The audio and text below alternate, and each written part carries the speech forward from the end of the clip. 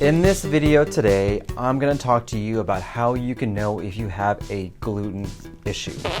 For those guys who are joining me today, my name is Dr. Samir Islam, and yes, I am your poop guru. And every Thursday around this time, I try to do a Poop Tip Thursday, which is where I give you one poop bomb for the week based on your gut health. If you're new to these video series, I would encourage you to subscribe to my channel. I do a lot of videos on gut health, medical health, product reviews, and educational videos such as this one as well. At any point in time during the video, click on the show notes down below. I have all the information that I can talk about in this video today. But this video actually comes from a question that I had from a patient who asked me, "Hey, Dr. Islam, I've heard a lot about gluten issues, celiac disease. How do I know if I have a gluten issue?" It's a very common question to have.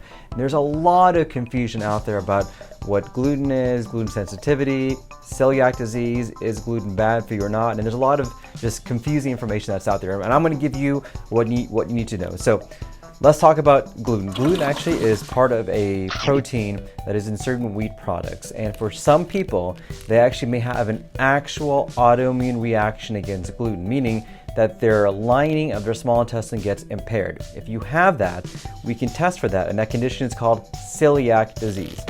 Now, celiac disease is an actual disease in which your body attacks itself whenever it ingests gluten. You lose the capability to absorb in the small intestine, and this can lead to a lot of different deficiencies, problems, and symptoms as well. Now, we can test for celiac either with blood testing or actually taking a look with a scope and taking biopsies. This is celiac disease. Now, there's another issue about gluten sensitivity or gluten intolerance. This is a disease in which you have pretty much the exact same symptoms as celiac: pain, bloating, upset stomach, brain fog, just not feeling very, very good. But with gluten sensitivity, we cannot test for that. There's not a blood test that I can do. There's not a biopsy that I can do that will tell me that you have celiac disease or gluten sensitivity. And this is the very confusing thing about these two conditions. They pretty much have the exact same symptoms, but the way you diagnose them is very, very different. So the way we can tell if you have actually a gluten issue is for you to actually eliminate gluten and seeing how you feel. If you get rid of gluten and you feel so much better, you feel a lot better, you may have a gluten problem, and this may cause you to have some of the symptoms that you're having. Now, I stress the word may because there are a lot of other things that are going on. When people go on a gluten-free diet, more often than not, it's not necessarily the gluten that's making them feel better, but it's the fact they're not eating crap anymore. You're actually eating better. You're actually eating healthier foods, more foods that don't have the complex carbohydrates, and more foods that don't have some of the hidden problems in certain carbohydrates that a lot of people are ingesting. They don't realize that may be causing them issues. So it may not be the fact that you're actually gluten sensitive, you're actually eating crap, and that's why you feel terrible.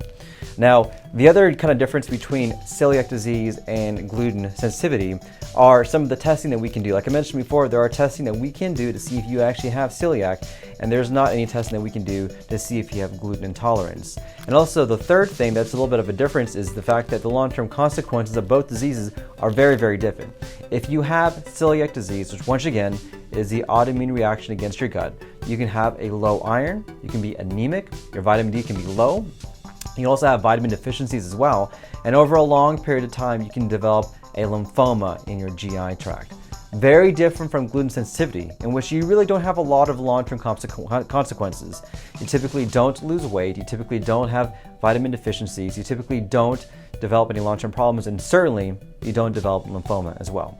So if you are wondering if you have a gluten issue, the simplest thing that you can do is actually eliminate gluten, seeing how you feel. You'll know very quickly if you feel better or not. Now, if you're wondering if you have celiac disease, which is the actual autoimmune reaction, make sure you speak to your healthcare provider about whether you can be tested for this condition. But thank you guys for joining me today. Every Thursday, I do my Poop Tip Thursday where I try to drop one poop bomb for the week. If there is a question you want me to answer, please comment down below. I would love to hear what you guys have to say, or send me an email as well. I want to thank you for joining me today. If you like these videos, I encourage you to subscribe and share. I look forward to seeing you guys on more Poop Tip Thursdays. Thanks and take care. Have a good day.